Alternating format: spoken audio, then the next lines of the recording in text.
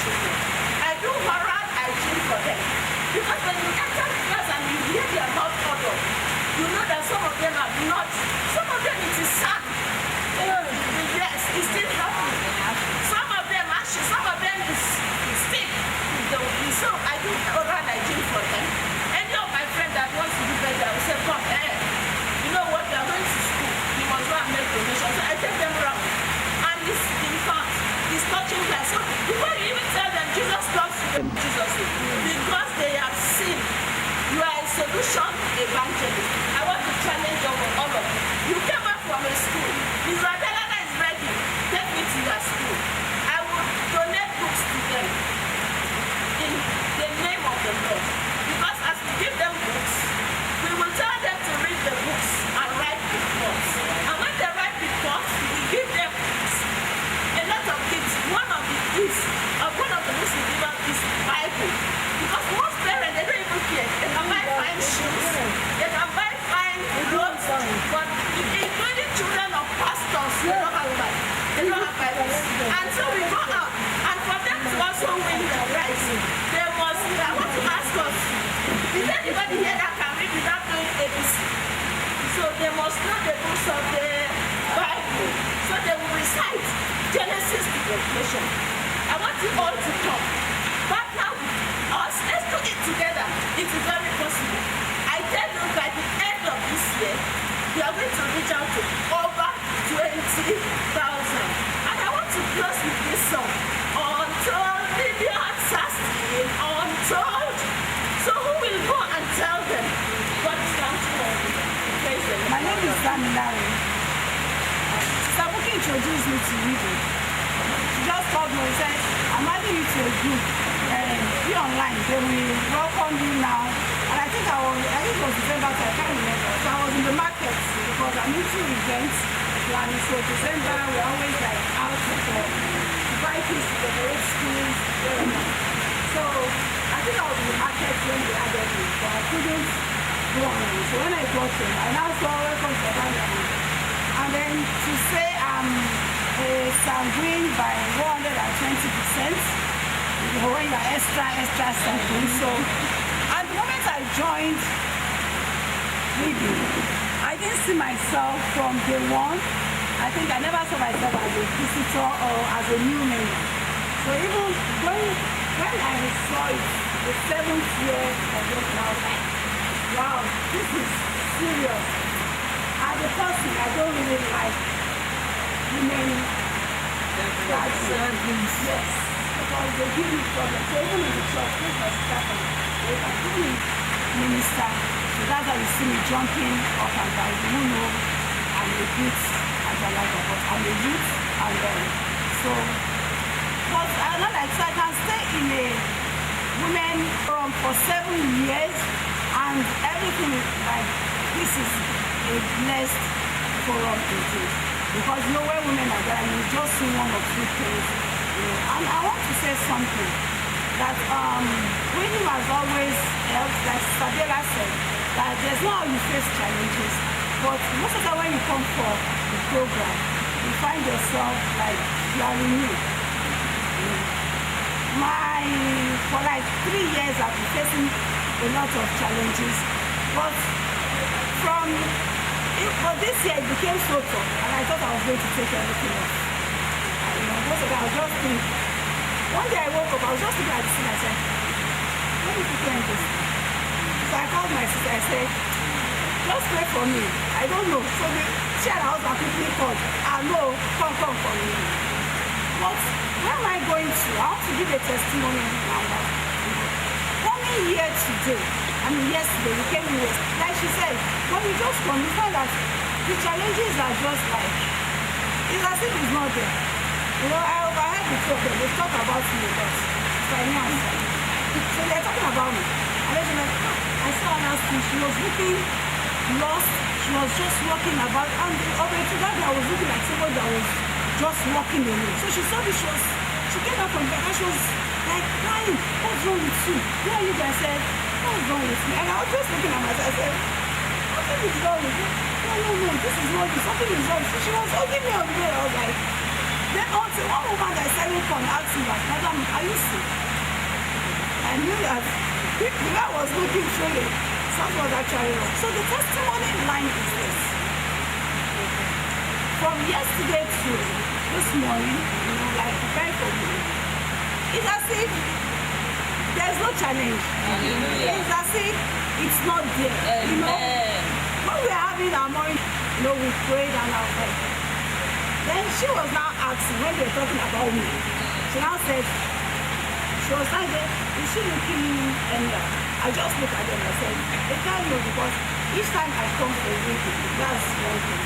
It brings out there's the best in you. You experience it, You do have the best in you and it helps me to want to see life and me all over again. My sanguine acts that I will not let you see those stormy in order.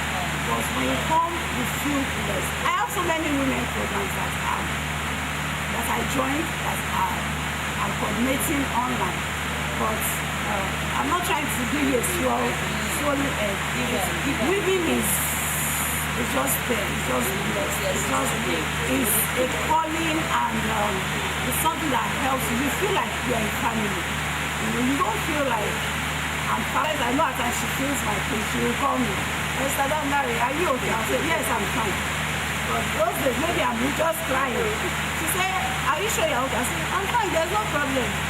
Why did you go? I said, no, I'm just checking. I said, I'm fine, Jerry, there's no problem, And it's just there, And then when you see yourselves outside, there's this connection, there's this bonding. There's, long time. You know, we sing and things like that.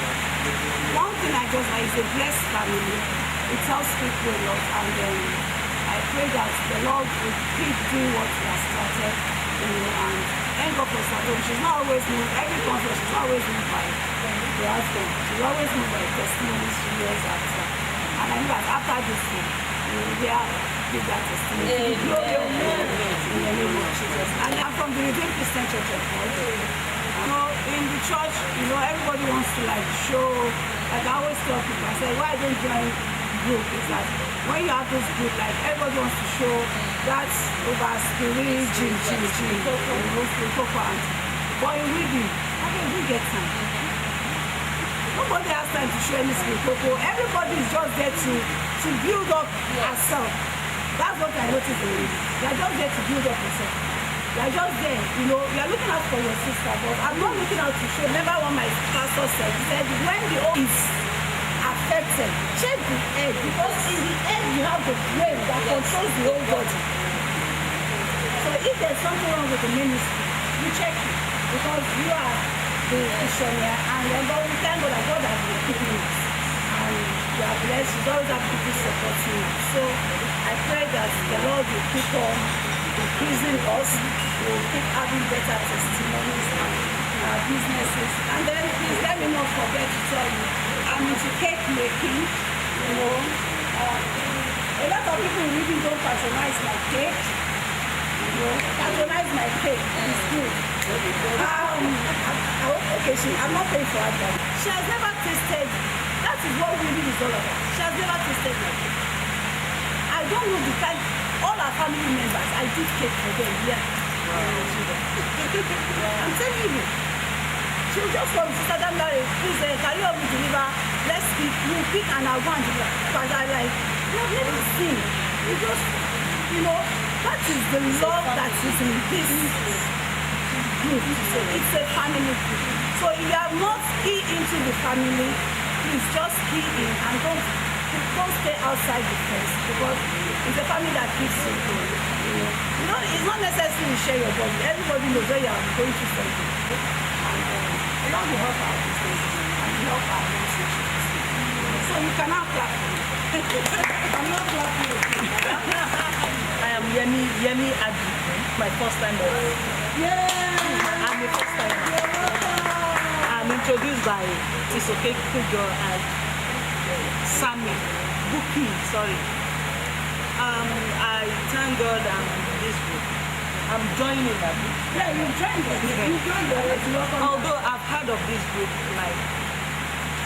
maybe when we started. but I don't like joining. I'm a very reserved person. So I just said, after I have passed through a lot, and I need people to be around me, and I said, let me give it a trial, if I can cope. And I thank God meeting you the first time.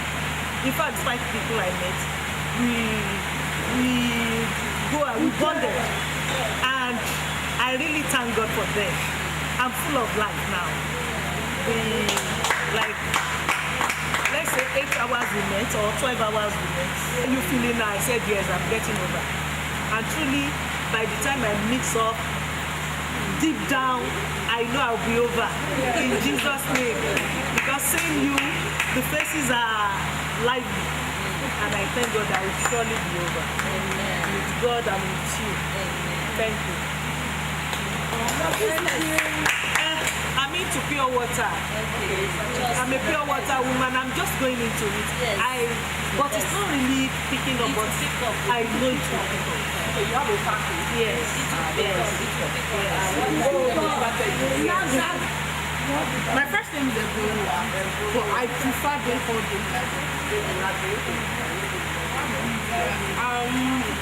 this is my first time. I've been desiring to go for a business conference, but then everyone I was seeing was Lagos, and I'm based in Ibadan. So she came across them and she sent it to me. Then I started. Then I'm here and I'm a student.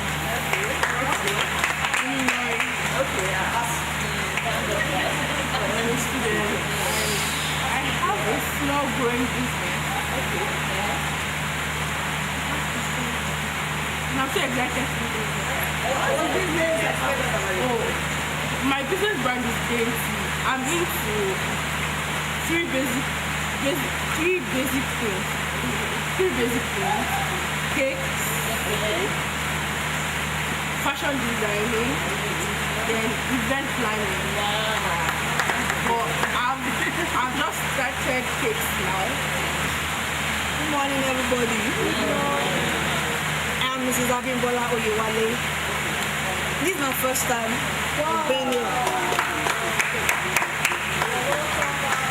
My friends sent the thing to me, the invitation to me 2 days ago.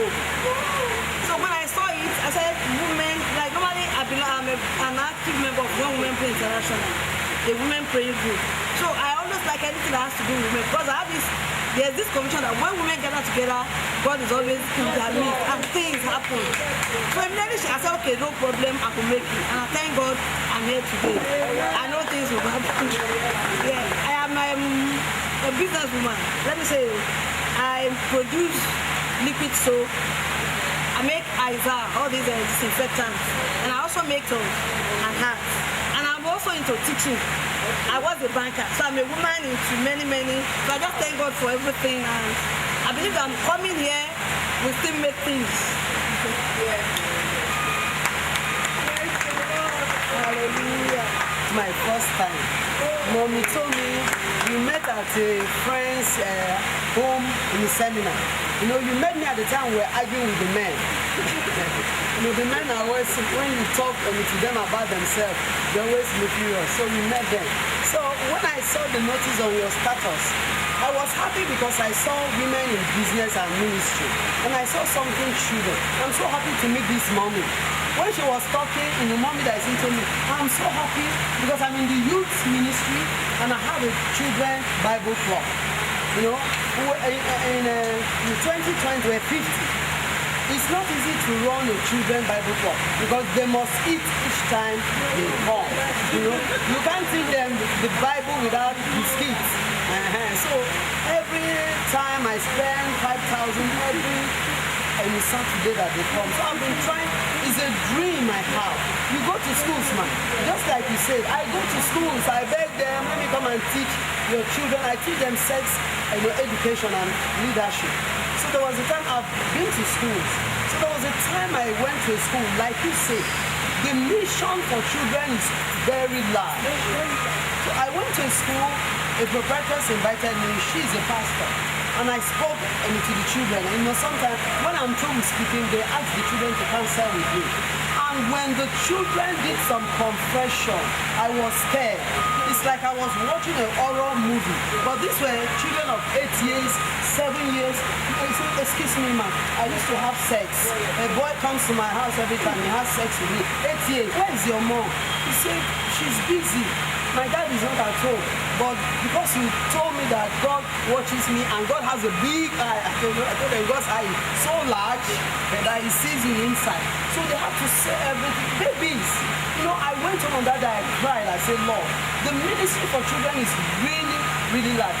The same pastor invited me to her church. She said, ma, the thing happening, I can't say it with my mouth. A pastor is molesting his 5-year-old daughter. So how am I going to say to the members of the church that this our pastor is doing the same? Please come and say something like that. You cancel the children. She told me more of it. I happened to meet a friend some years back. A mature woman. She was in her 40s. She had kids, and her marriage was breaking up. I'm into counseling. I'm a marriage counselor. I counsel children. This woman was in her 40s. So the Spirit of God led her to speak to me, and she told me from the 8th until I got married, my dad was sleeping with me. It's not American woman, no, it's Yoruba. So my dad was sleeping with me, not only me, but with my sister. That's why I had to run away from London. They were living in London. I had to run away. It's a broken home. So she left, but she was molested. The molesting is just molesting. When he wants to sleep with me, I will refuse. From the upstairs, he holds me by the dress, drags me down the steps, tears my clothes and do what he wants from the age of 8. So that's what she went through. So of course, her marriage will have issues, but she had a good husband. So it was at that time I met her, I was able to speak to her. Ma, if you check very well, the sin of incest is too common. You might not even know it's happening by your backyard. Unless you are a wise woman, you watch everything. It's why you can even 1,000 children in my children's Bible club. Man, me and you together. Praise the Lord. It's why I say I'm so happy, because that's my dream. Like our mommy that just this other mommy that said, life is not about money. Life is not how many food am I going to eat? I am so passionate at serving God. That's what we are doing. I'm so passionate at serving God through the youth ministry and through the children ministry. The youth ministry is another large one. Most of us used to fear youths. The way they talk to you, the way they dress. But I love it. I always know how to cope with them. This is my first time and I'm enjoying today. Praise the Lord. And I'm into so many other things. I'm happy I'm here. I told my daughter wanted to come here. I said, no, the road in the parenting. You never born now. Wait, let me first go. Keep talking. I remember I have a dream. I call it sponsor a child. It's a private school. You will pay school fees. But there are some children who need to be in that environment, but they don't have the money. I developed a program. I've not yet advertised it. I call it sponsor a child. If you have the money, sponsor the child in my school at a very low discount. Just pick any children, bring them to my school and you pay their dues. Praise the Lord. I'm a speech writer. I love writing speech. If you want to speak, I'll write your speech. And please let me tell the next president, I'll be writing his speech. But it's still at my backyard. I farm, and I'm an inspirational speaker. I go around to speak. I love speaking. I speak in, programs. I was telling my friend that I love to come to women that because we talk so much. Women will talk. I said I love, because we are just bent on feed your children. It's not the right helpful thing for a woman. All your life is serve children, serve husband, serve food. So anytime I hear any women's gathering, I say, I'm going to have a good time. Because I know you see some stupid thing that will happen. Watch it like film, things will go. So I'm happy I'm here. Sister Tommy, thank you. God bless you. So what else do I do? So I can write a speech. I write a book. I brought my tract. I'm into writing. I have a magazine. We are into ministry, myself and my husband, but we are growing up. I write. I just love writing. Very well. So I'm happy I'm here today. I was saying if I come today and I enjoy today, I'll be back tomorrow. So I think I enjoyed today.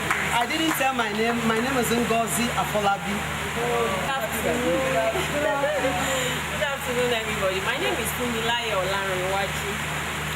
I almost didn't want to come, honestly, even though I had paid for the exhibition, but then was just too tempting, and my bed was very, very inviting.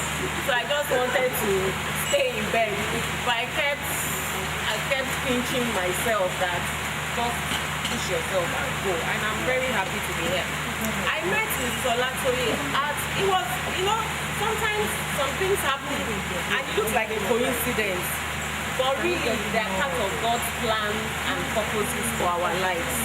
I belong to a women's group, and one of the women was having a program about farming, investment, things like this. And I just saw it on the group chat, and I decided to go with another friend. And she happened to be one of the speakers who came to talk. And she started talking, and I was getting very interested. And the moment she even mentioned stevia, I just thought, okay, most of us are trying to run away from sugar. So stevia is actually a planted that you can use instead of those processed. I think it was at that point something just lit up in my head that okay, I must connect with her, and that was how I knew her. So when she shared this program, I told myself that I'll do my best to be here. I am more of an indoor person, but I think now I'm pushing myself because, like she said, at the end of the day, we spend all our time caring for our children, and now I'm at a point where my nest is almost empty. So I'm wondering, so what are you going to do with yourself other than your business? I'm a very creative person. I'm into interior decoration. I wrap gifts. If you give me, I remember when we were young, my mom would say that if you want to throw something away, just first give it to Fumio. Because by the time you see it again with her, you want to take it back. Because I would have transformed it. I always say that I bring out the extra out of the ordinary. I just have creative hands. I don't know. I lay my hands on. Even if it's something I pick from the dustbin, you can be sure that I'm going to transform it. So I started running exclusive decor, and I just started it as a passion. I always say that first and foremost, I'm a homemaker. I love to be at home. I don't know. Probably if at the early stage of my marriage, if I was married to a millionaire, I'm sure I would be a housewife. It was very certain because I didn't see housewife the way people saw housewife. I saw more to housewife. I saw a homemaker. I saw someone who was constantly on her toes. I remember when my children were young, I would iron their nappies and I would be laughing at myself. Why are you ironing nappies? It wasn't yet the time of Pampers. I would iron nappies because I would tell myself maybe one tiny insect is hiding somewhere. And I would do everything. In fact, I have a friend who tells people that I have white rug in my house and that my rug is ever white. Just because I like to, I'm very finicky. So I started running my business. I just enjoy making a place beautiful. You can come into my house today and you come tomorrow and the whole arrangement. I remember those days when I tell my husband, please let's move this thing, and he says when I come back. By the time he comes, I would have moved it. He will say, who are those alujonu that are always helping you to move things around? Even if it's just using my body to move it like this, I will just keep moving it until I achieve what I want to achieve. Thank God that I pushed myself. This rain was too tempting. I thank God I pushed myself, and I believe that connecting with other women, collaborating with other women, because we're at a point where I have too much time on my hands, and I'm asking myself, I need to get myself involved in so many other things. Thank you very much. I'm a caterer. I'm a professional counselor. I'm an event planner, and I'm into decor. I'm into ministry as well. For so many years I ran a program for single mothers. I have a very soft spot for single mothers because I am also a single mother. So I understand the journey. And for so many years, like 8 years, I ran a ministry for them until the Lord said I should hold on, and I moved on to other things. I run ministry for teenagers. It's been over 10 to 15 years I've been doing that. I work Madam, with... sorry to cut you. What do you do for them? I hold up for them and we talk.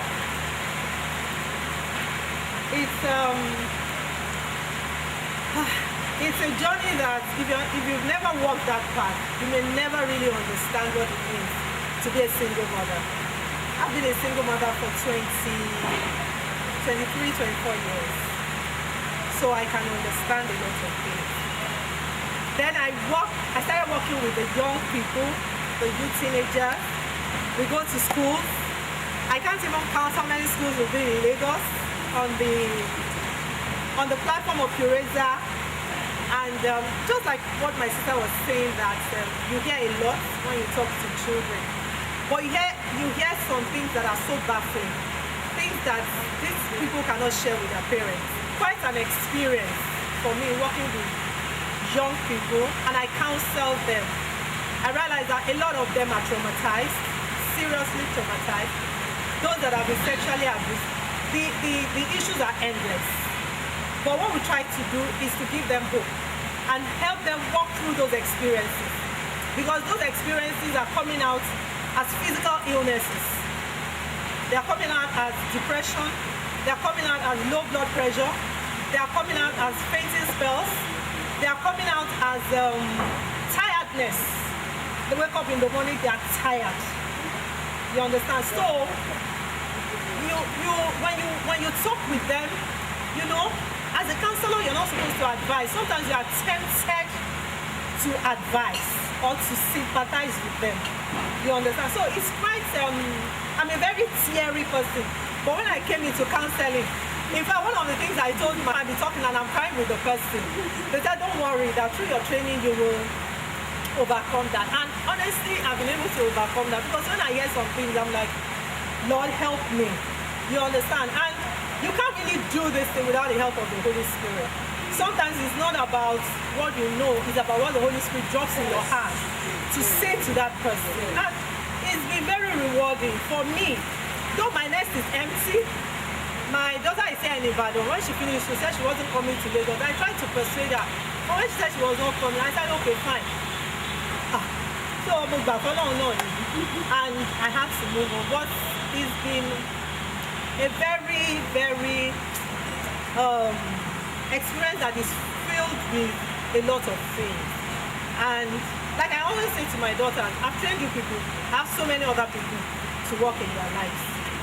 So you move on with your life.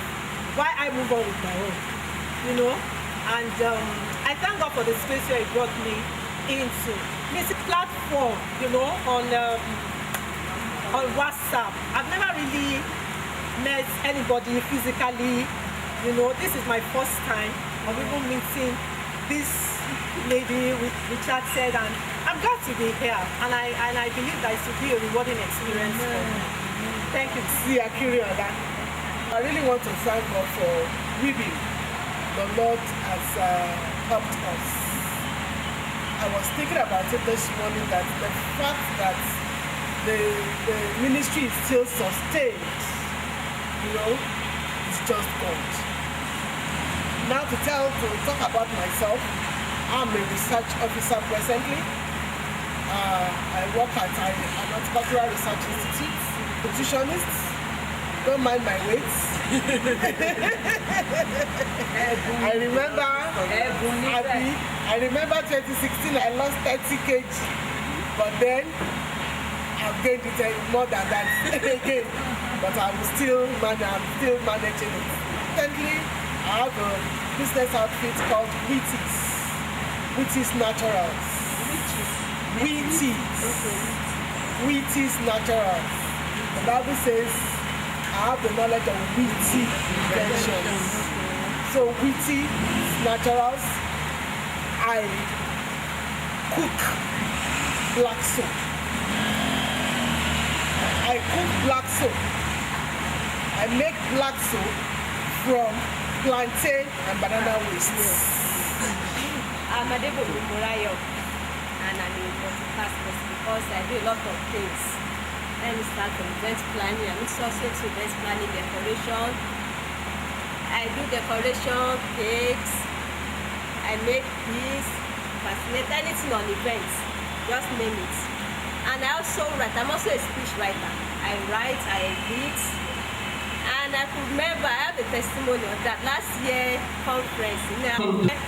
When I was talking on book writing, I talk on write a book for Jesus. I had a vision of people. When we were growing in school, then we do receive a lot of books from missionaries, free books. I just thought that things like that are not common again. So I had the passion that let people write. That everybody have a message. Everybody. In as much as you have a passion, it's a message. And for that message to reach a lot of people, we have to put it into writing. And for that message, for other generations to see it, we have to put it into writing. And last year, I think I spoke on it last year, and in that conference, the woman just said, Samura, you are going, you are speaking to. After this conference, she collected my number, and she recorded the books, audio speech, and by the grace of God, we're able to turn it to books. It's a free books. And it's about boys. Our own passion is on boys. It's for boys. And today, that books has expanded the ministry. In fact, a lot both outside Nigeria. A lot of people see Super Boy Outreach. You can search on it on the internet. Super Rich. In fact, the books has gone a long. The book has gone a long way. In fact, I think this is supposed to be here, but they're having a camp for boys. President, that's why she couldn't make it. The wife of the governor is involved in that project. Although state government are involved in the project because she picked the message on book writing and were able to do it. So if I want to appreciate God for that testimony, I said I'm going to share the testimony here. Like Mommy just said, please, anything we are doing here, there is something attached to it. Nobody comes to the conference and made the same. At least must grab whatever God is saying, putting our hands, and I pray our coming here today will not be in vain. And just as God has been doing, He's going to do more in this conference in the name of Jesus. Amen. Hallelujah. It's been fun listening to people, and I think I'm also inspired. I just want to, my name is Oluwatomi Olatoye. I'm into farming. I started urban agriculture about maybe 17 years ago. I've been teaching people on home gardening, and I moved from home gardening to start my tea production. And so any product around healthy living, I'm focusing on that. But I mean, they call me tea queen. There I was nominated to be the head of women in agriculture in Ondo State, by the grace of God, to the glory of God. And I just want to share, when you are open, I got to a point in my life, I said, God, just use me, just anyhow, just use me. I thank God for my husband, because he's not, and I can wake up tomorrow and say, I'm going to Kiloturi. What is happening in Kutonu? I want to use an older ball, you know? So even at times when in the marriage he offends, I just remember those things. No, he told me, I didn't marry to box you. I want to fulfill destiny. Yeah. You are my sister, I'm your brother, I just fulfill destiny. So he allows me to do all my really everywhere. So last year I had passion. I like helping women to do things. So I needed a backing, I needed a platform that has government. So I've been praying about it. There was time I wanted to be a commissioner in Oyo State. But you know, politics. No, I pressed button. My mom, who knows a lot of people, I pressed button, but it didn't work out. So I just left. I went to my Lagos. But I just wanted to do something. I felt that when you have government backing, you can do more. So in those states, I said, I started praying, because I was doing a lot. I did a lot in Ondo State, to the glory of God. So somebody just called me that there's this farmers association recognized by the government that they want to do election. That will I be willing to work with the organization? I said, why not? Women in agriculture. I said, why not? So I wasn't part of the association. I was called. And when they called me and said there's going to be election, I said, I don't know anybody. I've never lost, it's not easy to lose. So I was like, hey, what if I lose? I would like, so fortunately for me, all the people that have been in the association, they were campaigning for me. They were campaigning. And people were saying, we don't know her now. Is she a member of this association? They said, no, she doesn't have to, but she's going to bring something to the table. Lo and behold, we were two contesting. The other person, she's still a member. She's a member of the Cassava Association. And the Cassava Association is the guest member of that association. I think there are about 5,000. So they were powerful. So the day of the election, I don't want to lose. So I called my sister, Pastor Bianca, and said, I'll do election. I've never done election before. I think I posted in the war room. I can't remember. I know I told some people, please pray for me. I'm going for an election. I've never done it before. My sister said, God will sort things out. I remember she said that. When mommy was there, I can't remember all my parties that I said, please come. So the day of the election, we are supposed to come out and talk, what are you going to do? Lo and behold, they called me, I spoke. The second person, they called me, they now quickly went to the electoral that the person has stepped down. Step down, yes, she stepped down. As I stepped down, I became everything just came, blah, blah, blah, blah, blah. And I was like, really? So I started like that, though it was a volunteering thing, but that I enjoyed. And I kept asking, saying, God, why did you work things out like that? God said, you are very desired, so I did. And last year too, I'm just sharing this to tell us that wherever we are, impact is very, very important. So last year, for the first time in the history of Ondo State, they wanted to have food fair international conference. They've never had international conference before. So when we were planning, because of the cost implication, everybody was saying, no, let's see the way we I said, no. If it's international conference, we use the best all. So I was pushing to the period. And it got to a point, when you are doing an international event, you need the governor's consent. This God is awesome. I just met a guy online on LinkedIn. And the person said, I went through your profile and I'd like to be your friend. Finally, we were planning for the event. So I just sent that we are planning for this event, not knowing that the guy has an international platform on Zoom. There's this EZXZ Expo. They do virtual conferences. So he said, can I partner with Ondo State on this? I said, yes. He now said, we are having problem with exhibitors and participants. He said, do you know what? Go and look for governor endorsement. I'm sharing this so that we can also apply it in our business and ministry. He said, go and look for the governor's endorsement. If you have the governor's endorsement, then that program will fly. So I went back to my school. I told them, I said, government, how do we just package something? We went to the SSA, we did program. Before we know it, we brought in the governor to an event, and we already prepared all the banners and everything. Politicians, they can come and talk and walk away. So when the governor said we had our bills, all the things that we wanted, though Aketi doesn't want to spend money. So he looked at all the things, he didn't even touch it. Now say, okay, when is the program? Blah, blah, blah, blah. So he now said, okay, I support you. I said, sir, the chairman now said, sir, please, we need you to endorse this program. I'm sure it was just God. Before he knew it, he has put his signature. We did a big banner, he has put the picture on the banner.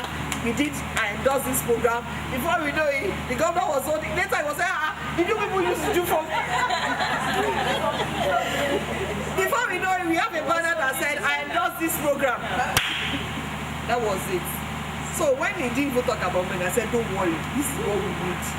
We started the endorsement, all the adverts were putting governors endorsement. People were calling us, at the end of the day, we had one of the most successful conference in Ondo State, the digital history of Ondo State. In the best place. Yes, in the best place. People were talking about it, And I said, governor endorsement. Just because I met somebody on LinkedIn, somebody that don't even know. I met the man. The man actually, I told the man to come for the conference. That was where we met. So for some of us that are doing some things that you want to scale up, I think that endorsement is get the local government of, you might not start with government. You are doing something in your local government, let your local government endorse what you are doing. You know, the politicians, you won't give you money, but they don't know the power of endorsement. They don't know. They don't know. So let's God will help us. When we get to business, we'll talk more about that. So concerning women, we started 7 years ago. We first started online, play, and I just know that anytime God says do something, do it. But it got to a point, God told me that night, He said, the platform was created to allow people to discover their purpose and fulfill destiny. I'm so particular about it. Because if you fulfill destiny, it's good for the kingdom. So it got to a point we was enjoying the platform so much, and people are forgetting what God asked them to do.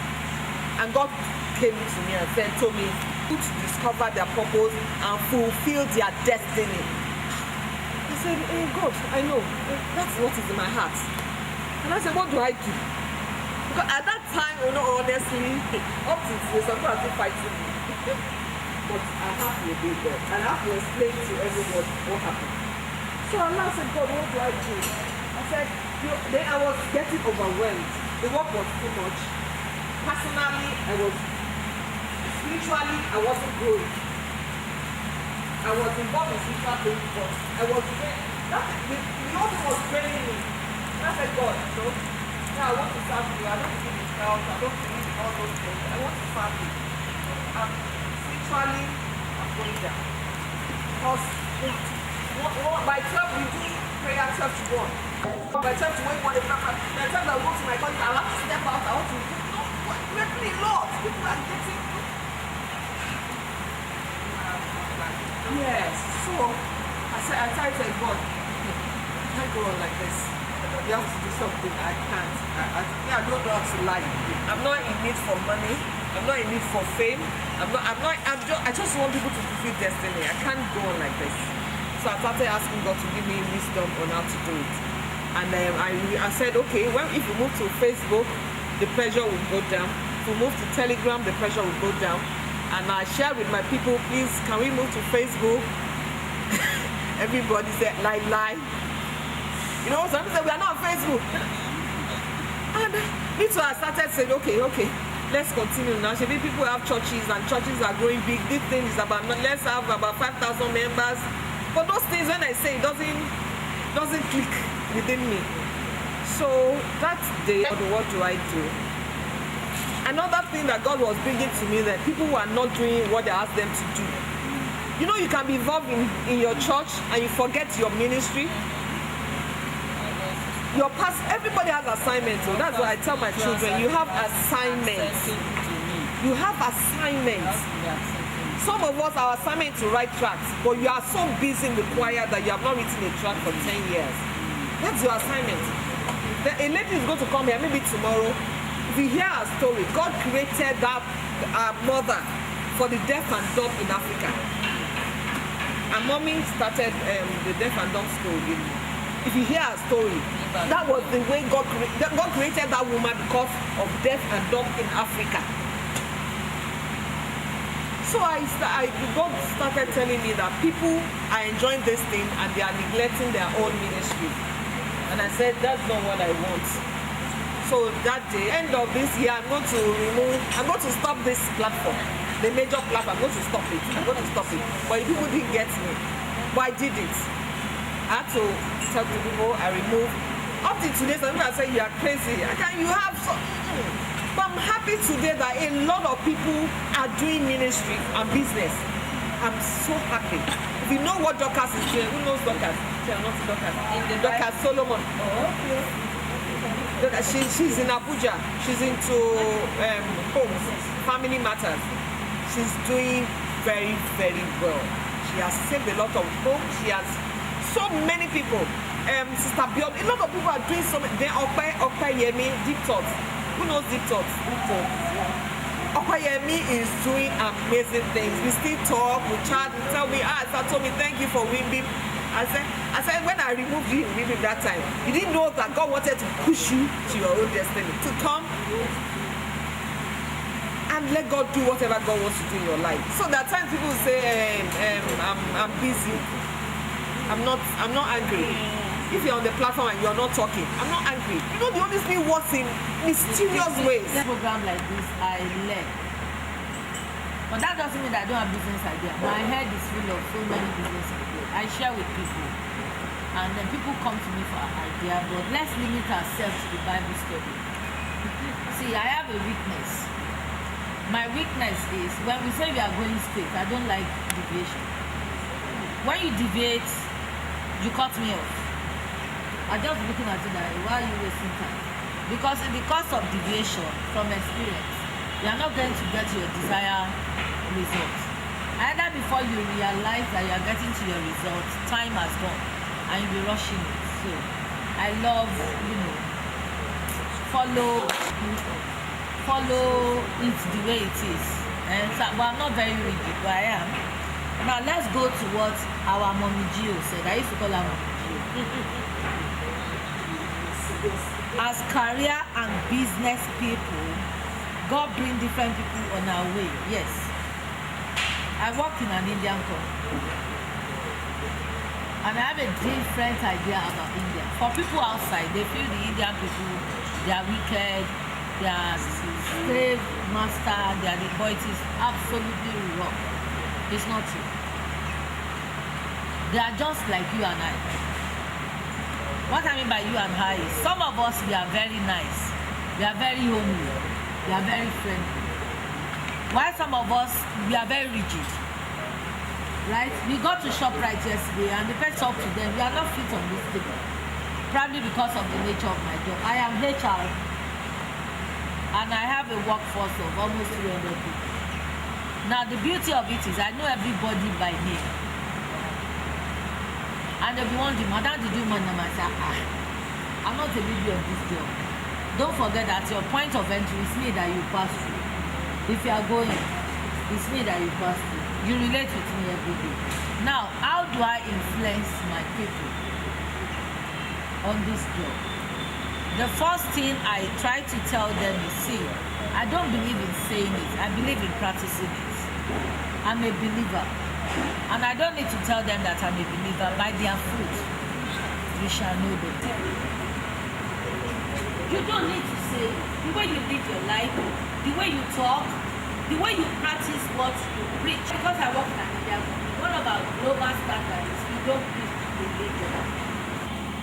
I walk by the grace of God as a citizen. I walk with heavenly servants, like God the Father.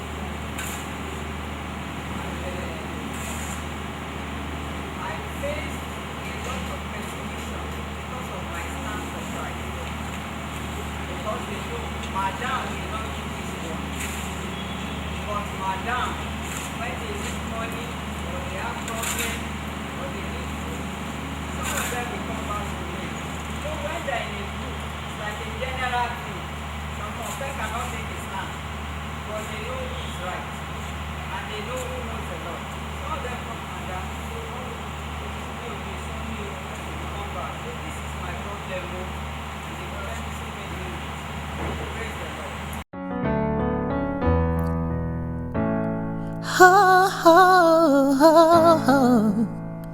Entrepreneurs Channel TV, rewriting Africa's story through enterprise Amazons.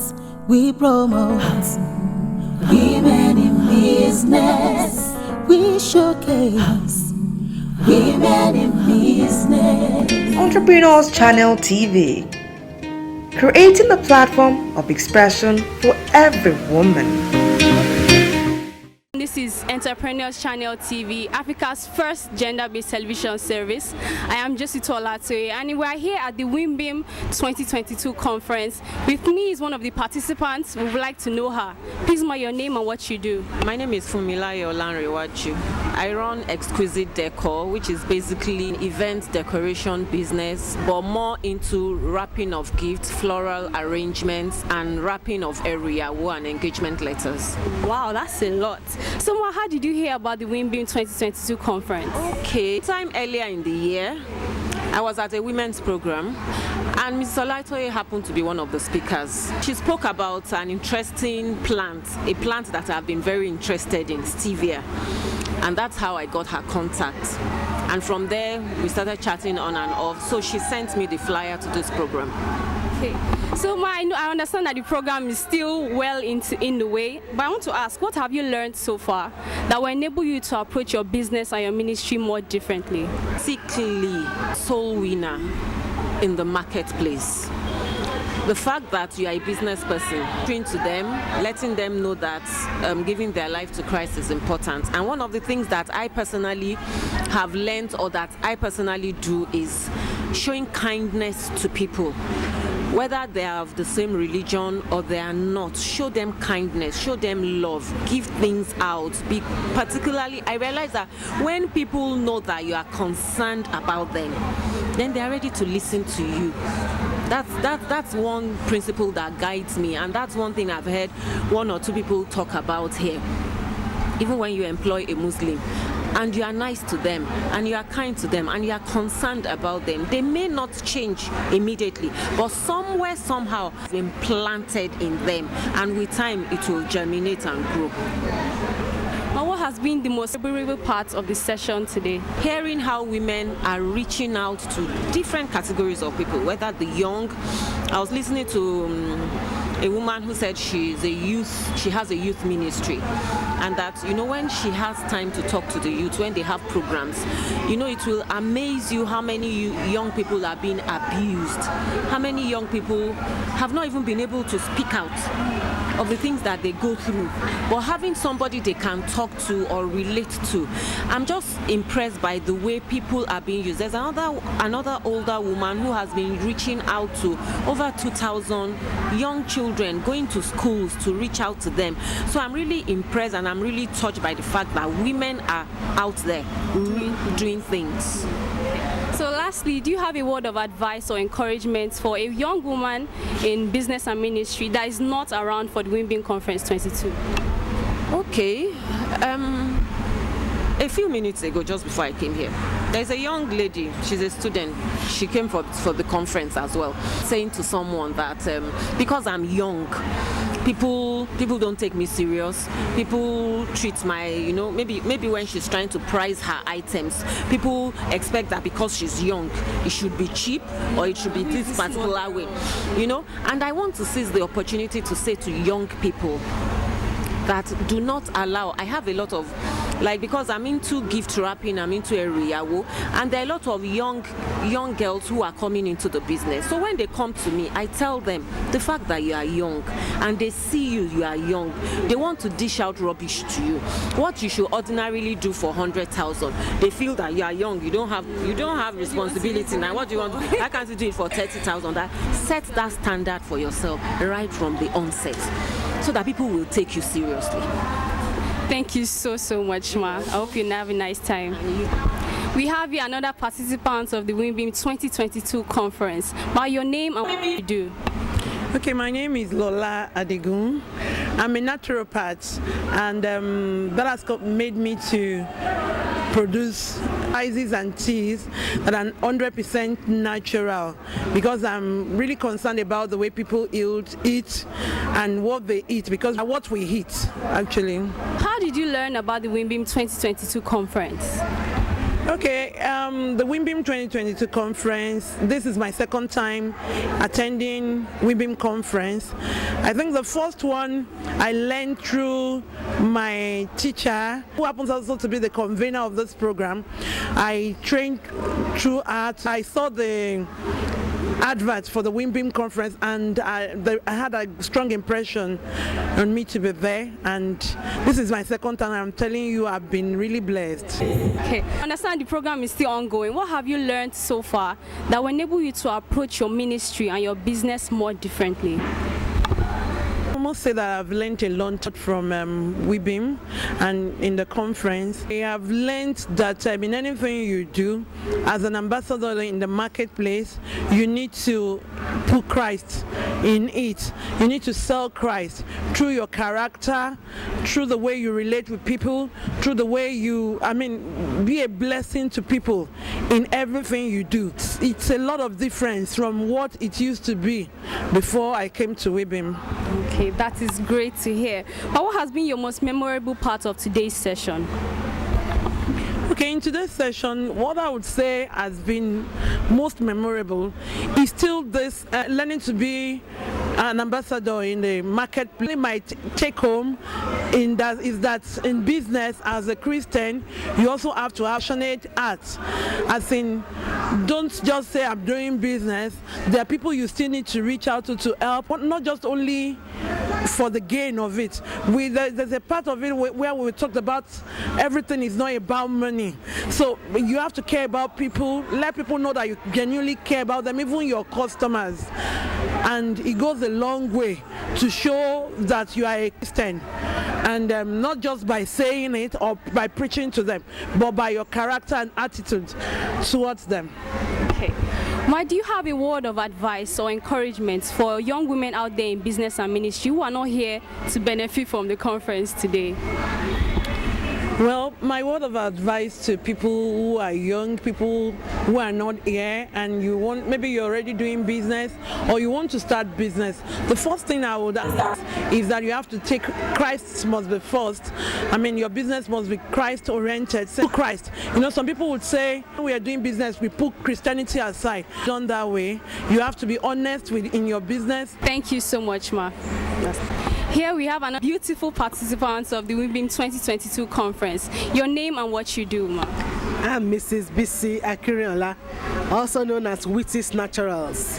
I'm a producer of premium natural black soap, spices, and some other things. How did you learn about the Wimbim 2022 conference? I've always been a part of Wibim since inception 7 years ago. The convener and I have been childhood friends.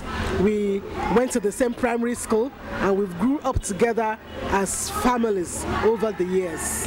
What have you learned so far in the Wimbim 2022 conference that will enable you to approach your business and your ministry differently? Today specifically, I've learned about doing business God's way, especially in the marketplace. What has been your most memorable part of today's session? Today's session specifically, when people are talking about pricing, when it comes to family and friends, and being able to balance such that you time trusting to be able to balance family and friends pricing specifically. So a word of advice or encouragement to young women out there in ministry and business that are not here to benefit from the Wimbim conference. Wimbim conference is always unique. Over the years, I just want to encourage as many women out there. Wimbim is a place to be. It's a place to balance your spirituality with business and specifically fulfilling purpose and destiny. Thank you so much. Here we have another beautiful participant of the Wimbim 2022 conference. Your name and what you do, Ma? My name is Titi Lokwe Ojo. I'm a businesswoman and I do ministry, and I'm also a part-time lecturer. What sort of business are you into, Ma? I'm into production accessories. So I work with African fabrics to make ready to wear that is most affordable, that meets the expectations of today, and we are open to meet it tomorrow as well. Okay, I can see you're wearing an African fabric. Did you make this yourself? Yeah, this is one of our productions, and we have quite a number of them as well. Okay, it's beautiful. How did you hear about the Wimbim 2022 conference? Well, I've been part of the Weaving family for some time, and I know that we have this yearly, so basically I'm part of Weaving. I didn't just hear about Weaving, I've been part of Weaving for years now. What have you learned so far over the past editions of the Weaving Conference that has enabled you to approach your business and your ministry differently? That's a huge one. There are so many things I've learned from Weaving more, and that's why I look forward to Weaving Conference every year.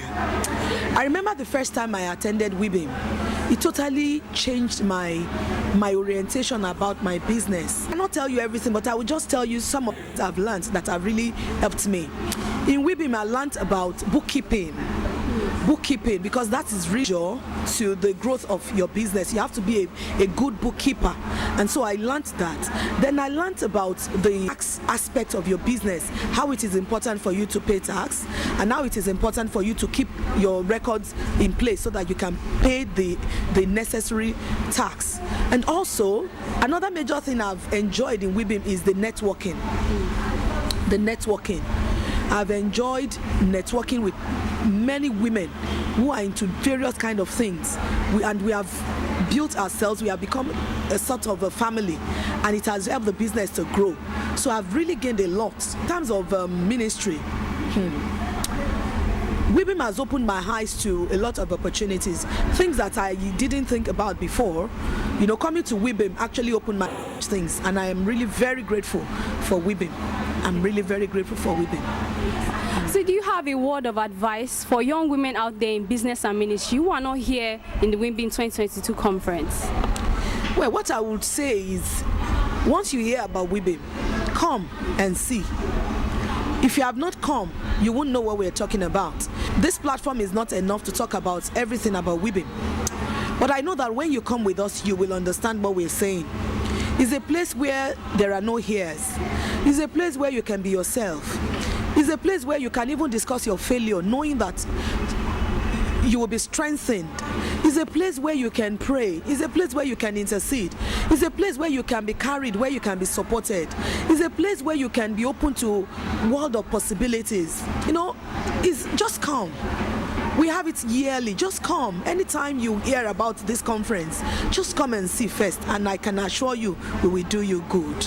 We will do you good. Thank you so much, ma. Thank you. Okay, here we have another participant of the Weaving 2022 conference. Your name and what you do, ma.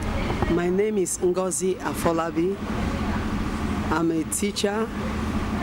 I'm into ministry also. I have a counseling ministry. I counsel women, youths, and children. So how did you hear about the Weaving 2022 conference, ma? Well, I went to a program, an indoor seminar, and I met Mrs. Tommy there. So she later sent to me online about the program. That was 2 days ago, and I decided to come. Okay, so you are saying this is your first time with the Weaving conference, ma? Yes, this is my first time of coming here. So what have you learned so far in the session today that you think will enable you to approach your business and your ministry differently? Oh, this session has been beautiful. It has been inspiring. I met other women like myself in ministry. They talked about their challenges and their gains also. So come to find out, you need to meet other people that are in your own situation so you can learn more. I've learned a lot on how to run my ministry more, especially the children ministry. I have a children Bible club and a youth and a program also. So I've learned from those who came here on how I can do it better. And then with their help, we are all women, with their help, I'll be able to do the ministry better. What particular session of the program today spoke to you and was memorable to you? I would say the beginning of the program, we're asked to introduce ourselves at the beginning of the program. So in the process of introducing ourselves, most of these women spoke about their experiences, which were peculiar to my own too. So it touched me, if you watch, I said I was going to stand up because I was so happy when I saw other women that are in my own type of both also. Okay. So lastly, I want to ask, do you have a word of encouragement or advice for young women in business and ministry out there that are not here to attend the Women 2022 conference? Yes, I would like to tell women in business and ministry that you are not alone. There are some women here like you who are going through whatever you're going through. You're a homemaker, you are in business, you're facing any challenges. I will advise that when next you hear of this in a program, please come. It's going to help you tremendously because it has helped me today. Okay. Thank you so much, Ma.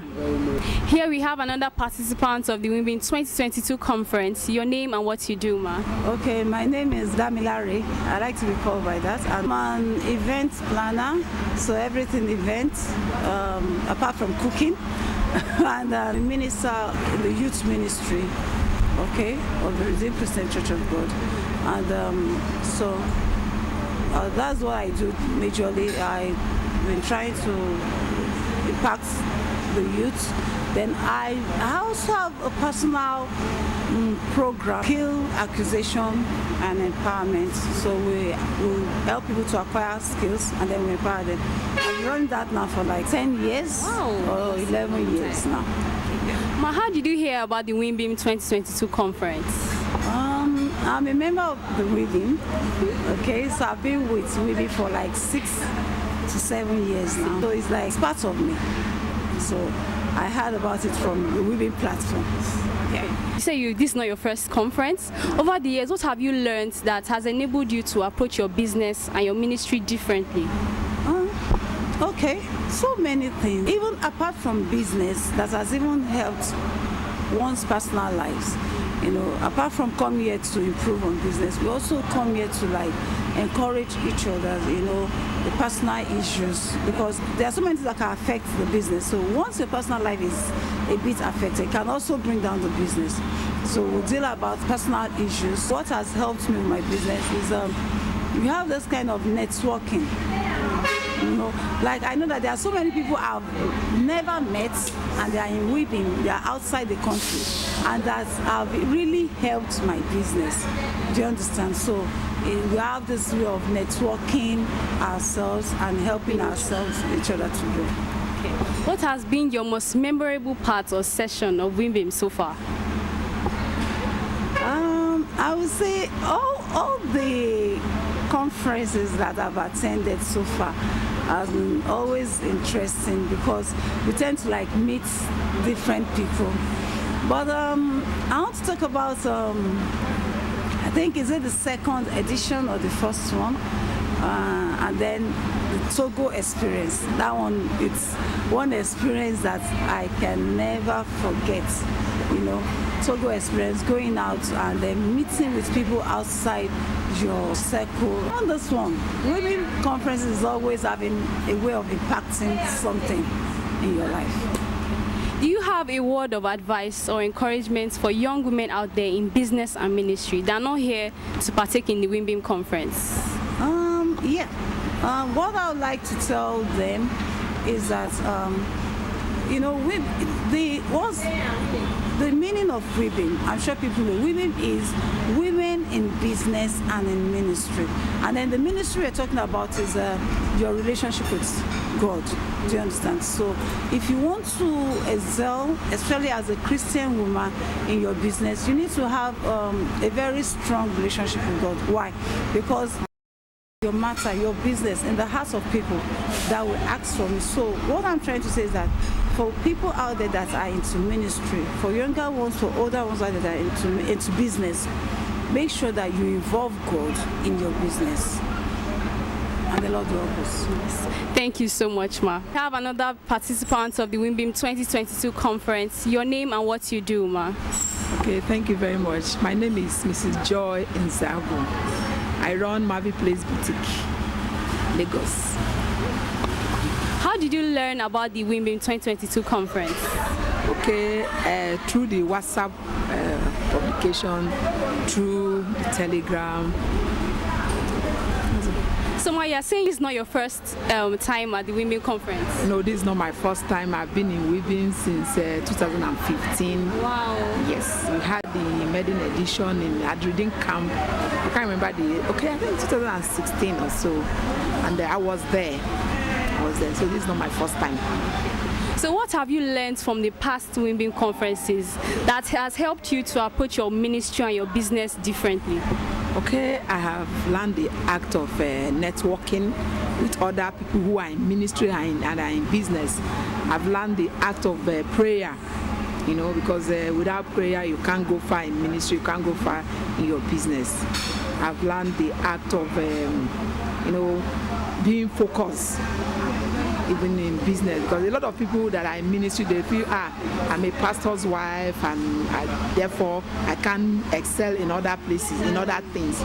But being in ministry does not stop you from excelling in your chosen career. So being in Wimbim has helped me because I'm challenged by other women who are in ministry and as well excelling in business and they are members of Wimbim. So I've learned a lot.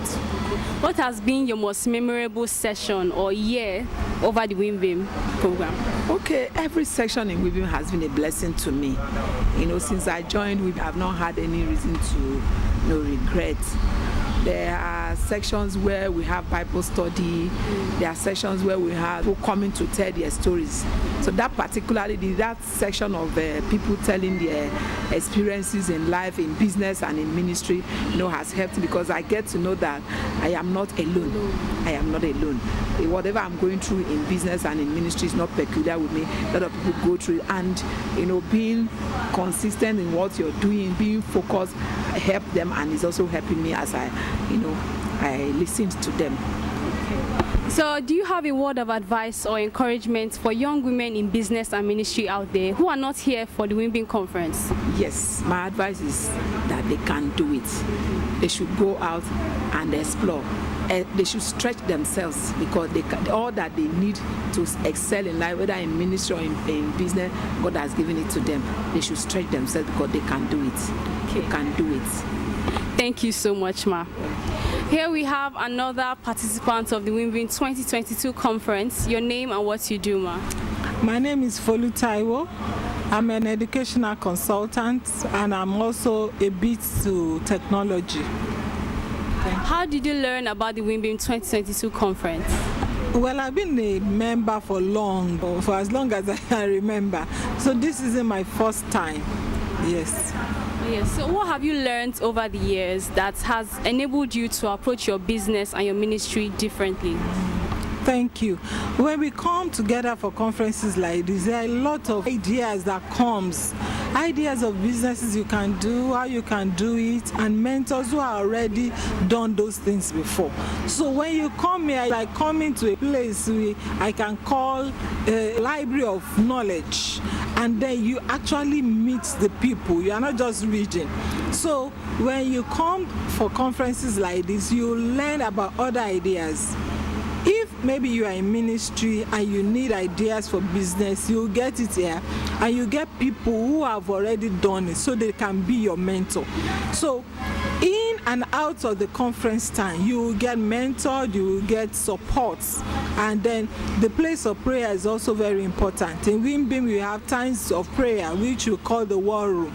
So business is a spiritual thing, as we all know. So apart from your business, you get time, you get the opportunity to also have people praying together with you concerning your business. What has been your most memorable session or part of the Wimbim journey? Yes, that time that we are being taught that in business you must have knowledge. In Nigeria today, almost everybody is doing business. Why? Because there is no social security support. The jobs are not enough. You don't go to university and come out and say a job is waiting for you. So every one of us, we have a business that we are doing. But business also is not easy. You have to know. You understand? The knowledge has to be there. The steps you have to take, the levels you have to go has to be. So it's been interesting learning how to do your business, how to do it effectively and how to do it profitably.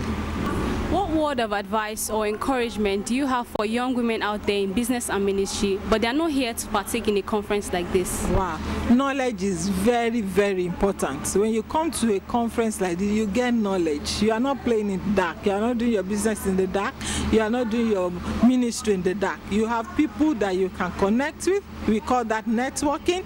Networking is very powerful. In business, you say that network is your net worth. So you get to have a support system. These days, even as the world economy is, you need that support system. And that is what Wimbim offer you. Thank you so much, Ma. We have another participant of the Wimbim 2022 conference. Your name and what you do, Ma? I'm Mrs. Oluwayemi Adigun. Okay, what do you do? I'm a self-employed person. I'm into pure water. Yeah. So how did you learn about the Wimbim 2022 conference? I got to know through a friend, Mrs. Okekunja. So what have you learned so far today that you think will help you approach your business and your ministry differently? According to one of our speakers, she said, for your business to prevail, that you need to go to your local government, you'll be able to approach it better, through the governmental approach. Okay. Yes, I'll say it that way. What part of the session has spoken to you today? Parental aspect of it, according to where we stopped, is of a man that sleeps with her daughter. Then I want to encourage parents to know their children more, knowing who your child or your children are, then knowing the best approach, then praying for your children, then following them up. That's it. So do you have an advice or a word of encouragement for young women out there that are doing business, that are doing ministry, but they are not here for a program like this? A program like this do help, because getting to know people, then talking, chatting together on a platform like this, because today is my first time, though I've been hearing about Wimbim, but coming here, then partaking of this program is a good platform of meeting people, not just meeting people, but meeting people that are vast in business, that are vast in the Lord, that are vast in praying and family approach. I think it's a very good platform. Yeah. And so you encourage women out there to look for platforms like this? Yes. To look for a platform like this, to share feelings. Like when you are down, a platform like this encourages you. You meet people, you share your words, you share your feelings, you meet with them, you talk about yourself, they share their own personal experiences, you pick up from there. So a platform like this, it may not even be Wimbim, it may be another platform, but look, it's good. Or being in the midst of friends, being in the midst of a platform like this, being in the midst of women, it goes a long way. Thank you so much, Ma. Right, thank you. Here we have another participant of the Wimbim 2022 conference. Please, can you tell us your name and what you do? I am Oreoluwa Akinriola, the final year student of Industrial and Production Engineering, University of Ibadan. Okay. How did you hear about the Wimbim 2022 conference? Okay, my mom, Mrs. Akinriola, she's a member of the Wimbim community. She's a very strong part of the community, so I followed her here to help her with the exhibition. Oh, okay. So what have you learned so far today that you think can help you approach your business or your ministry differently? Okay, so I've learned a lot of things by watching. I shouldn't have been here, but I followed that, and it has been really eye-opening, I would say, because I've seen women who are into business and ministry and doing both effectively. One of the things I learned from their conversation was concerning family and clients, when it comes to pricing and all those standards, such that doesn't affect your business. And then I also learned concerning honesty in business, being honest with your business, being compassionate while also being strict with standards and all of that. Okay. So what has been the most memorable part of the session today? The most memorable session was when all the women were talking about what they do. So I saw different women who are very passionate about ministry and business as well. So I saw a lot of women. The school has really changed from what we used to have in those days where women are just housewives and all of that. So now we see women who are doing God's work. Women speak about what they are doing for children, teenage ministry and all of that. And they are also doing business and succeeding at both, doing the Lord's work, being a missionary in the marketplace. Wow. Okay, do you have a word of encouragement for young or just women in general out there in business and ministry, but they are not here to partake in a conference like this? Okay, my advices will be that youth right now, let me speak to the youth. So as a youth, the status quo has really changed. We used to have then is different from what we have now. There are a lot of opportunities for women out there. You can succeed in business and still do the Lord's work alongside. Don't just limit your mindset, don't limit your thinking. You can go big and be effective. It is possible. People are doing it. It's possible to be effective in both ministry and in business. So just give yourself to the right resources and watch yourself fly. Okay, thank you so much. All right. Here we have another participant of the Wimbim 2022 conference. Please tell us your name and what you do, ma'am. My name is Adewale Olubukola. I'm a caterer by profession. I'm into catering, rentals, and decor. Let me just say that. Okay. How did you hear about the Wimbim 2022 conference? I'm in the WhatsApp group. Okay. So, right from the day one of planning, I've been notified that it's going to take place today. I tight schedule. No, I don't want to miss it. That was why I came in. And at least the hours I've spent here, even if I can't spend the whole day, I think it's great. So you're saying this is not your first conference that you've attended? Yes.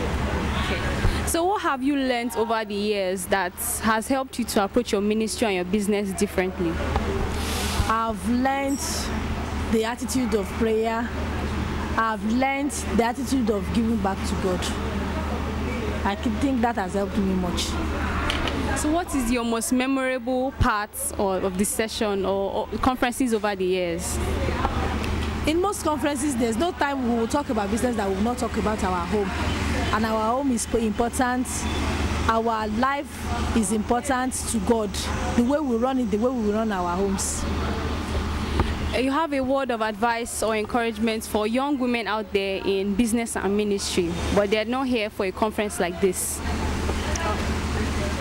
Let's keep on working and doing business, and as we do it, let's have it in mind that the number one thing in any decision we will take is God. God should be our decision maker in anything we will do concerning our business. Okay. Thank you so much, ma. Thank you. Here we have another participant of the Women in Business and Ministry Conference 2022. Please, can you tell us your name and what you do, ma? My name is Shoyebo Tumelayo. I'm a teacher. So how did you hear about the Wimbim 2022 conference? I heard it through my friend. Told me that it's through her. Okay. So what has been the most memorable part or session of today? The old generation and the new generation, so they were talking about it, so everybody now contributed about it. So you really enjoyed people's contributions to the conversation? Yes, I did. Yes, I really enjoyed it. Okay, do you have a word of advice for young women out there in business and ministry, but they are not here for a conference like this? My advice to them is that they should be here. It's very important to be here because there are many things to learn about in this ministry. Thank you so much, ma'am.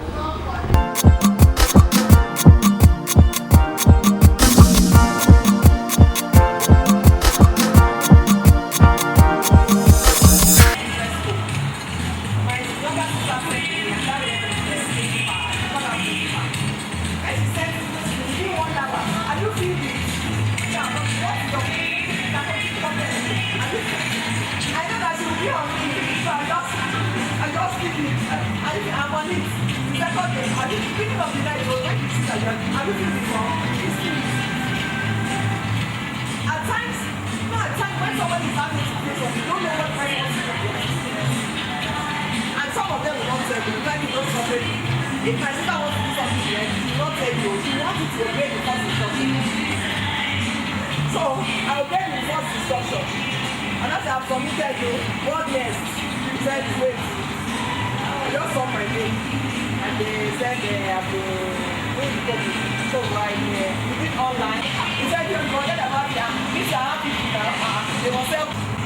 He said, this morning we called somebody from Pastor Femi Emmanuel's church. Unfortunately, we didn't follow up. They were giving us hope. There's this book on governance, Christian in politics. And it promised that it's going to send us more copies. So we might send the copies later. Even apart from being in government, let's start from association in our area. We must be at points of influencing decision. We are decision makers, we are gate makers. I remember a story that Pastor Bobby told us. He said there was a state in America, they wanted to legalize abortion. And the Christians were praying, they were fasting. Now, let's plan to put some of you in the cabinet, I don't know what they call it in that state, in governance. And they worked at it. So the following year, when they brought the bill, they needed to vote. Because 90% of the people in the house were Christians. They just raised hands. And that stopped it. Wow. What they prayed for 7 years was not because they changed strategy. So when they voted, they can't say so at the end of the day, they didn't legalize abortion in that particular sense, not because there was a different strategy. In Nigeria too, let's start from the grassroots. It might not, because of course our own situation is different from what we have abroad. But in this nation, you can be part of landlord association in your area. I'm saying with my sister, they have never attended that association before. The last time they did it, I said, me, I will attend you. I called her, he said, oh, me, I said, me, I will attend you. Whatever they are making decision, this I'm supposed to be part of it. I cannot live on a seat and they will make decision behind me and I'll be complaining. No. So let's start from landlord association in our area, be part of it. Those who believe that they are smart, they know what they are doing. So they penetrate every association. Your profession, join the association. Be part of it. Don't say that when it comes to agric, I have a voice. Yes. So when they are doing allocation and they say a woman should 5,000, I say one day the woman came and said, we are going to give her money, they just need 10,000 naira. No, when it comes to women, they'll be talking about small money. So I just stood up, I said, Mommy, how much is the shoe that you are wearing? She said, sorry, I'm not, let's play. How much is the shoe? She said, hey, I think I bought it 25,000. I said, hey, you bought that shoe 25,000. You are not saying you want to empower women with 10,000 naira. It doesn't work. So now they have a rethink. They are thinking differently. When they are doing this committee and they are doing something towards me, I will shout. I said, no, what is our own portion? So let's position ourselves. We need to change policies.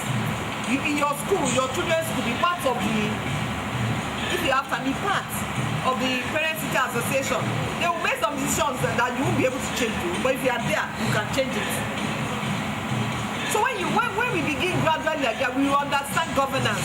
Governance does not start from top; it starts from the grassroots. In Akura, I used to attend the politicians' meeting. They think differently. I believe in prayers. I believe in God. I believe in divine intervention. But if we don't move into politics, nothing will change. They think differently. They think differently. To be having meetings, it will be 11 p.m. Somebody somewhere. 2-3 of them will just overturn everything we have said. Initially, I would come angry, but one engineer that my party said told me, it's in that caucus. Me until he said, I'm trying to put you here, so that when they are overturning, you'll be here.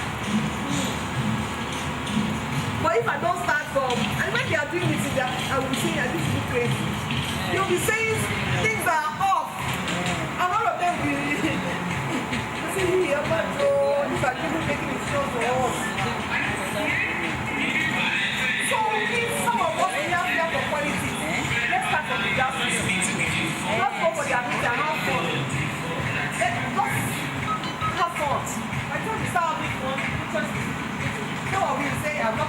quality, it's a lie.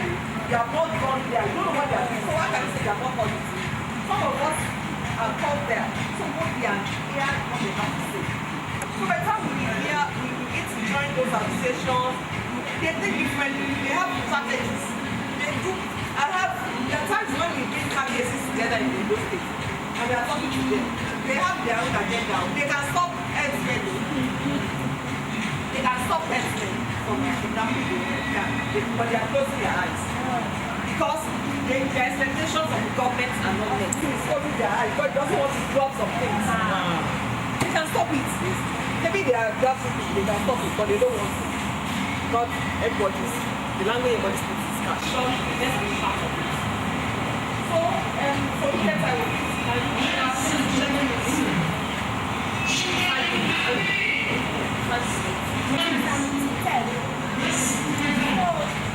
basically, so that way I've said a lot. People taking it from the business side, that we are Christians and we have an assignment.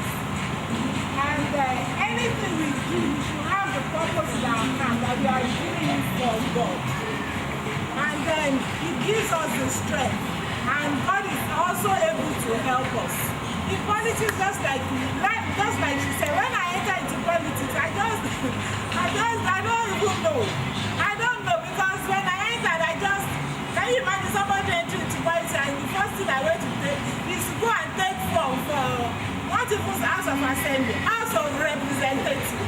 Fine, I've worked with people on that level, like, I've worked with people, I've lived with in the same compound with somebody who was out of I understand that job. I've done things for her. I've stayed in that, that capacity. But how did she get there was what I did not know. You understand? So when I went, the only office that I saw that was interesting to me was the one I took. And I was living in Lagos. I came to Ibadan, which is my home state, to come and do it. I just told myself, well, I needed to tell our firstborn, because a lot of things has also happened in our family. I mean, people have been killed on the basis of the fact that we are politicians. So I wasn't like eager to tell them, don't be scared, like I was happy to. But I prayed. I also had conversations with God. When I wanted to say I'm not doing it, he said, why? Why would you not do it? I said, you say if you don't do it, who will do it? Then I said, okay, maybe I'm getting interested now. Let me wait for 4 years, then come out. He said, if you don't want to, and I said, I don't want to do it now. He said, if you don't do it now, when? So, because when I look back now, I'm like, God, why? You understand? I did not have any knowledge of what I had when I finished. And when I came out, did my posters, told everybody I was going to do it. And as I see people I know, they went to politics in Ibadan and you will not know. An average Ibadan person anyway is a politician, all of them. They can have another job, but they still belong to a party. So they started coming and I say, one more, you should lie about it now. And then they have been doing politics for 30 years and they have never thought of, let me take a form to go and contest. You have mind, Disha. I say, what is there now? What is there? You will see. So we started doing the things, but I always know that I didn't go there by my power, and I had the opportunities of doing Babelube, like say I can go this place. But I always ask God, should I go? If you want to go for a meeting, no matter how important, I will ask. I didn't do like go there for them, say okay. I will always ask, should I go? Should I do a billboard? Should I do a poster in this area? Should I go this way? I always ask. That was, one thing that was good about it. And the thing went well. And so, like she said, it was an eye-opener for me.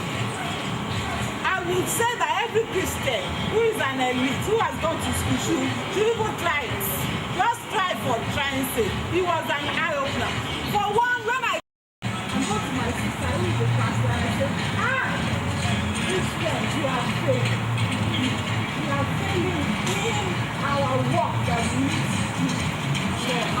participation in our community.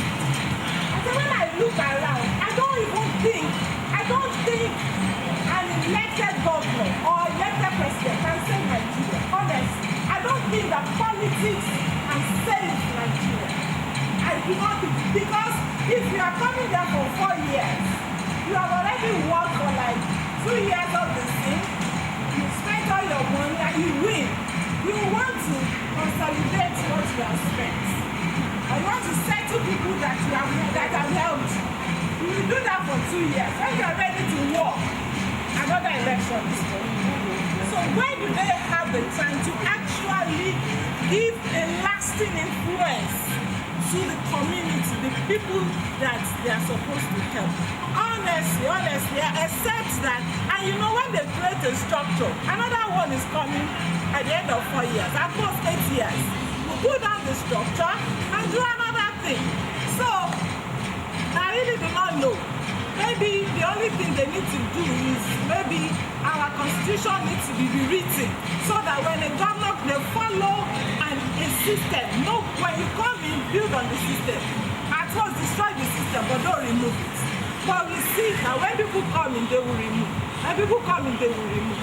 So really, we need organizations, we need Christians, we need our churches to stand up and to begin to help the communities because we are not doing it for a time. We are not doing it for popularity. We are not doing it for fame. We are doing it for the Lord. So it will be permanent. If you look at all the Christian schools that the Christians in those days have done, they are the ones still staying. The government took it, they cannot cope, they will take it back. So it is lasting. The things they are supposed to create will become lasting if it is not government. The government can come and help us or destroy us, but if it is from the church, from NGOs who have a longer time of influence, if those things are created by them, they are the things that last. They are the things that will last. Then another thing I saw is that if a Christian is somewhere, if you are into politics, you are a light. And so let me give you this analogy. When we finished the presidential election, which I did, and my party has lost, when we lost, we now said, okay, governorship is coming. We have to merge with a party. That is for your state. Just giving you an example. We have to merge with the party. Now we have PDP and the APC to contend. Okay, they call the PDP now. They've not answered them. Like they were, they are posing that we don't need another party. Or maybe they didn't share answer in time. The APC wanted us, and of course I prayed. So they said, okay, we are going with APC. The party said that we are going with APC. And I prayed, I said, God said, just go with any one of them. But they want to. I had already contested, so they were using me as yardstick. That our party, we have a candidate that have gone for House of Rep. So God told me that I just need a light. He says if your party joins the right party that will win. He said the light that I need to empower them. Please, I don't know if you get it. I pray you get it. The light that he needs to work will empower that party to win. He said if you go join a wrong party, if your party says they are aligned with another party, which you may not, I don't have any choice than to go with. He said if they are bad, the light that you have will weaken them. If they are bad and there is light, the light will show their wickedness. It will show and it will weaken them. If they are good and God is for them, your light will strengthen them. So God always needs that light to work. You should never forget that God is not living in Nigeria. We are the ones that are living. So he has a choice whether he wants to work for us or not. If nobody is standing up to do anything, he will not do anything. If you are not praying, you will not be. He's not the one living here. He's not the one buying garri for 1,000 naira. It's not the one. We are the ones. And because we are here, we have the tools, we have the right to ask him. But if you are quiet, he will just tell you, you have the right to go and live in another country now. If you are quiet, if you do not also take our nation seriously, if you take it seriously, the Lord will go with us. If we don't, but I saw when people will say, politics is dirty. I saw the Lord more when I was in politics. He was like, God is interested in everyday move. I saw him more. And then you see, they teach us a lot of things in church. It is when you go out that you can exhibit it.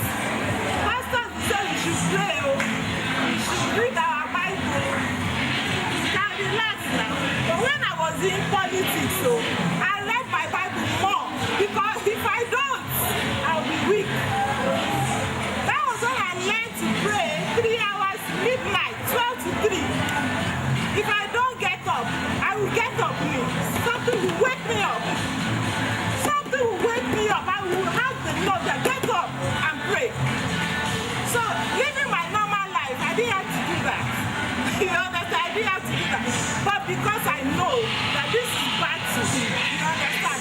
I took it like that, and it helped my Christian life. If I had a challenge now, I would just go back to that time. That time that if I want to win, I know how to win. So, and I will go, I'll start. That's when you see me, I will read 20 chapters of the Bible a day. I will pray for 3 hours. I already know, I know the guidelines, because I've done it before. You understand? So, and throughout, I did not feel, you know one thing, I did not feel fear. Throughout, there was one day somebody wanted to, she was just playing anyway. I was at the ATM on Akiyemi Road, 10 o'clock in the night. My people were around me, but they were inside the car. I was the only one that went. So she came and she too was coming from church, saw me. She just said, what? Like if I was going to be afraid. I was shocked. I didn't feel anything. During that time, I'm back to my normal self now. If I see cockroach now, I'll run. But during that time, I did not feel one jot of fear in my life. I didn't have fear. I would go out. All those people will be looking at me like, what is wrong? I didn't feel. I feel the presence of God throughout. We didn't win. Some people will say, why did you win? We did not win. Politics is more. Honestly, what is if God has said no to me, where? If he says don't go, yeah, but he said go. But going means a lot of things. I just need to learn. I just need to see. You know, I came back, I found my sister who is the pastor. I gave her that he says, there is something I like Jesus. It's a document. As the names of people, all the streets, the kind of constituent land, I had it. So I gave her. She wanted to do my best. If an evangelist use that document, God, I give it to him. That will seriously fight. So those are the things we need to know. You know, we need to know. We need to know that God has placed us there for a reason. For a reason. They use strategies now. They copied us. If you look at the life of Jesus, he will go from this place to this place. He has apostles. The Bible has chapters of locations and all that. The same strategies they are using. Nothing new. But it's only in the church that we are not using the strategy. Or maybe if you look at Redeem, there's another church that tries to make sure he's in each location. That is just the idea. So there are many ways we can enter politics. We can just be encouraging people, take your PVC, be responsible. We can join, please. I wish that I can raise underdogs. People that will just be going for me to just sit there. Just sit there. And I also realize that they don't have people. They don't have educated people. Honestly, they don't have. If you enter, just be going. You will get appointment though, because was not a mayor. All of them, no school, no certificate, no whatever. That's why they will go and bring Omalagbaja to come and do it. If you are a member of the party, don't forget about people saying want to take form. At times I will say don't take form, but there are many positions in this Oyo state. I joined the party. I joined Accord. I'm a registered member. I'm really interested in politics. So I joined Accord party. Amen. Yes, I joined Accord party, but they are always having nocturnal meetings. And my husband said, no, you can't be doing politics in the night. Make it look like don't come, don't enter. Yes. And I know that in the church too, when I want to do serious meeting, go for it.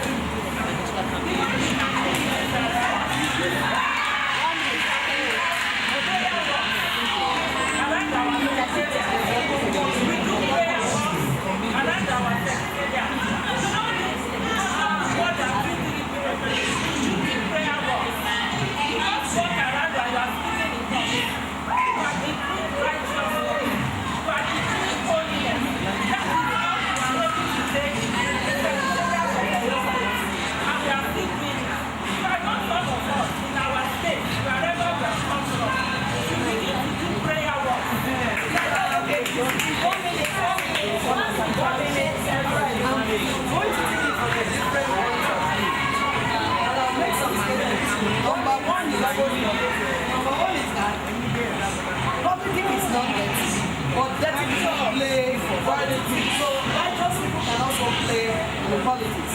Now, as much as we are talking, we are saying all these things. It depends on your heart. Like my mom, you were in politics, or you are still in politics. You will notice that most of the people that were against you will be women. It is the women that will say, what is she going to do there? Does she want to prostitute? So it's just like the book I saw. You need political education. Now all these things we are saying, we are talking church, a lot of church. I went to APC, I joined APC. And I did not join before Buhari came. I was in APC. Okay? That's the one. Yeah, wait, that's the one.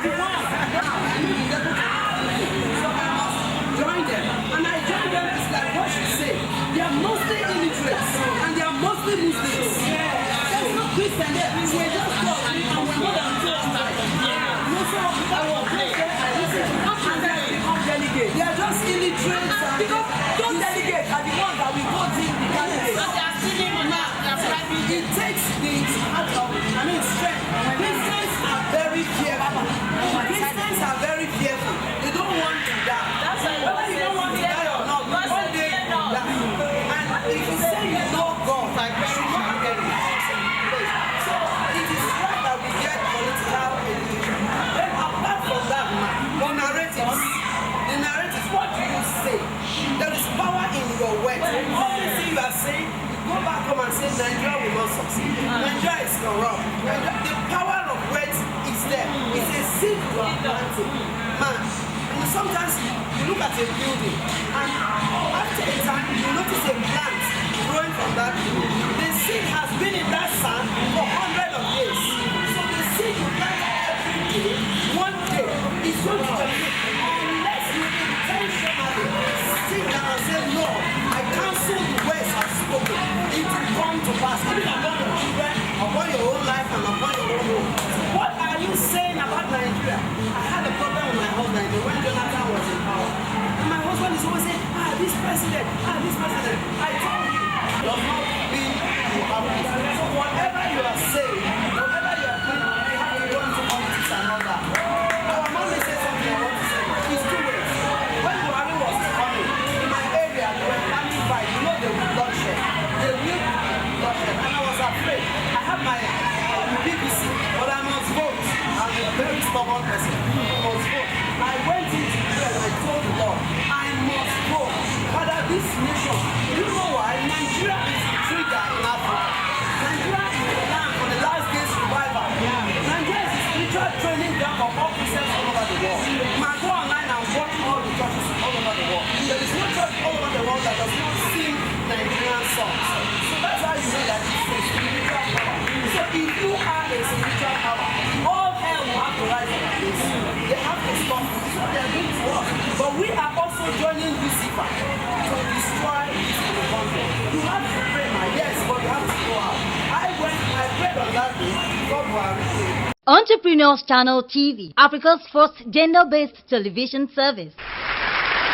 Yes, at Entrepreneurs Channel TV, our primary responsibility is promoting women entrepreneurs in West African countries. We also support women's well-being, share women's knowledge on a variety of subjects and topics, passions and opinions. Entrepreneurs Channel TV is on Intelsat 20. Our satellite coverage is within Africa, Europe, Middle East, Asia, North and South America. Opportunities abound for women-owned micro to small businesses, corporate bodies and organizations, and also government parastatals. For inquiries and advert placements, contact 0705 5053 843. Entrepreneurs Channel TV, rewriting Africa's story through enterprise Amazons. This is Entrepreneurs Channel TV, Africa's first gender-based television service.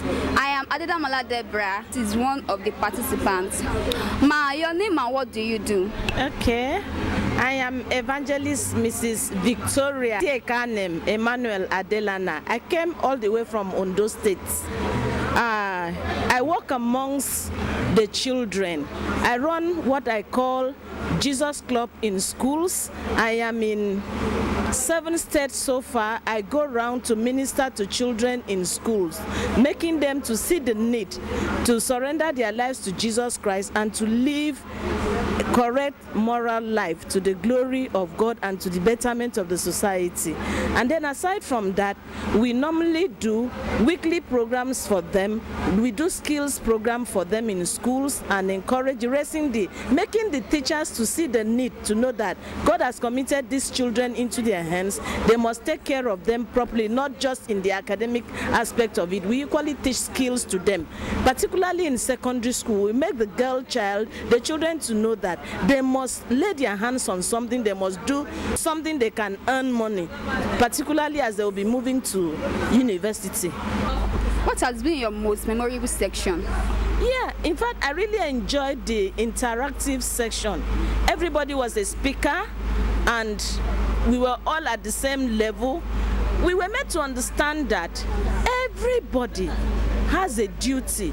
God has created you for a purpose, and you should not allow anybody to look down on you because you have something to offer in this generation. It was quite good and very encouraging. Very much for your time. Your name once again? Yes, I am Evangelist Mrs. Victoria Etie Kanem Emmanuel Adelana, all the way from Ondo State.